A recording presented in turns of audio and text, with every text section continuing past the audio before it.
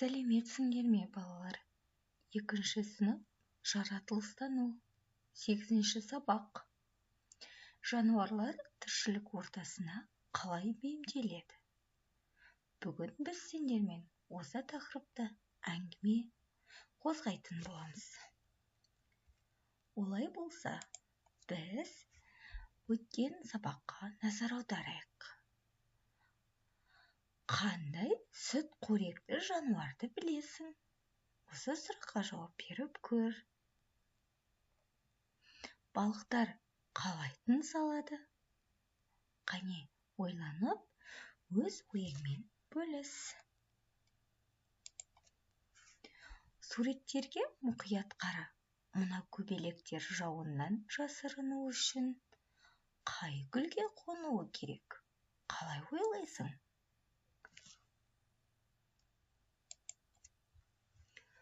Суретке қараңдар, тапсырманы орындаңдар. Бірінші топтың тапсырмасы: қоян жыл мезгілінің ауысуына қалай бейімделеді? Мұқият қарап, суретке өз ойымен бөлісіп көрші. Бірінші суретте не байқап тұрсың? Жаз мезгіліндегі қоян. Жаз мезгіліндегі қоян қандай? Назар аудар. Қыс мезгіліндегі қоян. Ол қалай бейімделген? Қане, өз ойымен бөлісіп көр.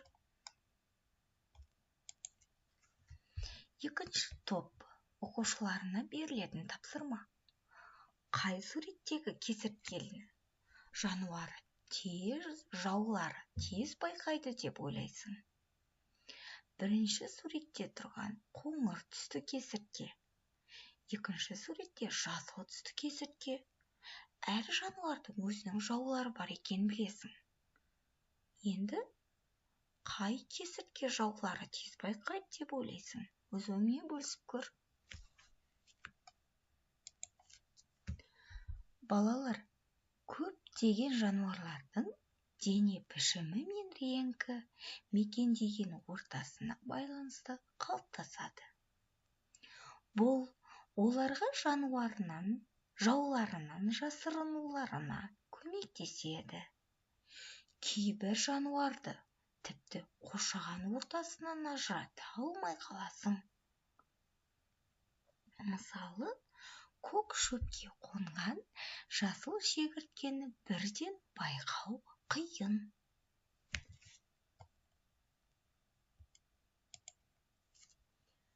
Ағаштың бұтағы немесе жапырақтың үстіне ұқсайтын жәндіктер мен жануардың реңіне мысал келтіріңдер.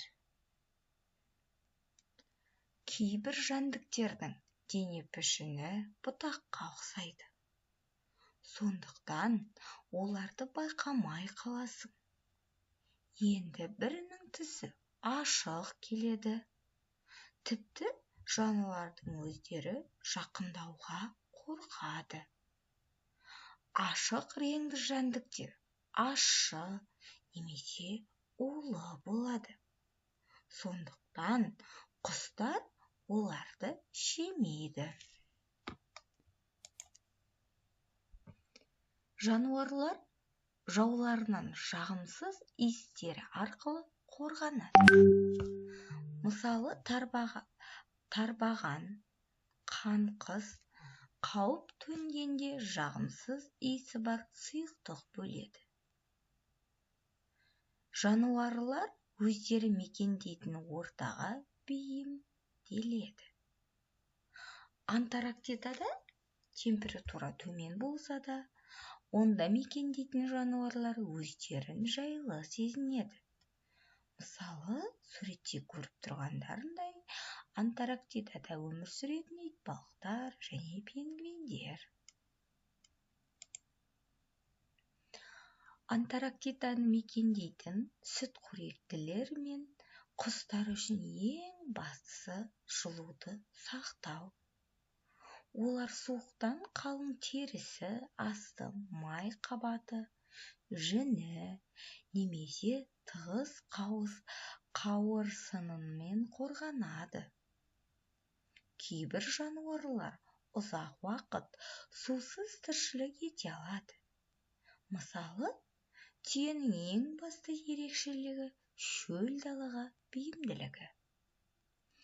Бұл жануардың күйіп тұрған құмның ыстығын өткізбейтін қалың мүйізденген табаны болады. Оның астында су, өркешінде май қоры жиналады.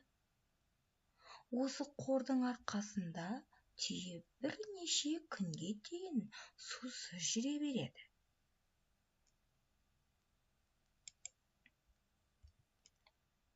Бұл қызық. Түсі қызғылт келген, пішіні домалақтау, жотасында қара ноқаттары бар. Көбінесе оның саны 7 болып келеді. Кішкене қоңызды балалардың бәрі жақсы біледі.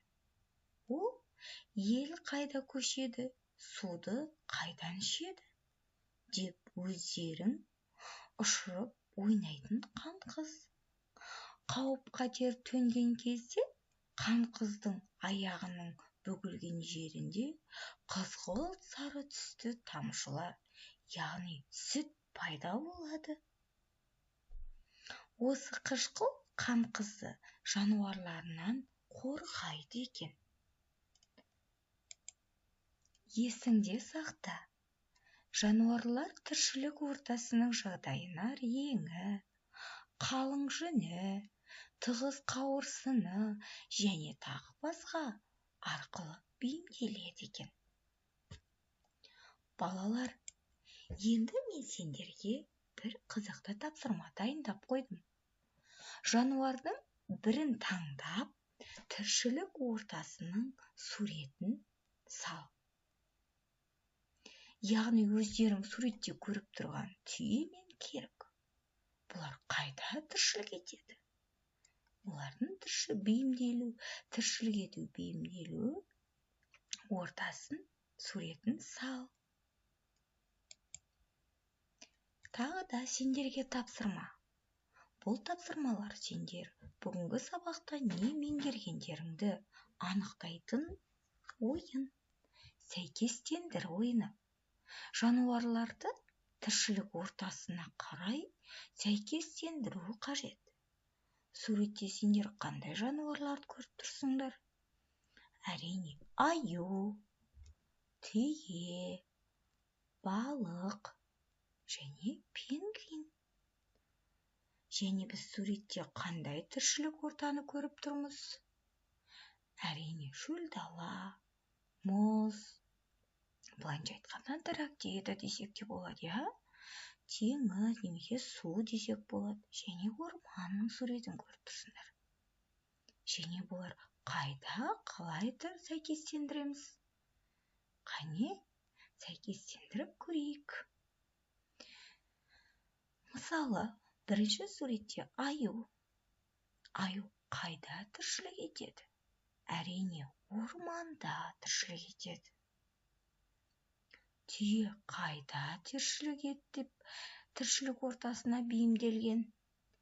Әрине, ол шөлде. Әрі қарай өзің жалғастырып көр. Балалар, осымен бүгінгі сабағымыз аяқталды. Келесі сабақта кездескенше сау болыңдар.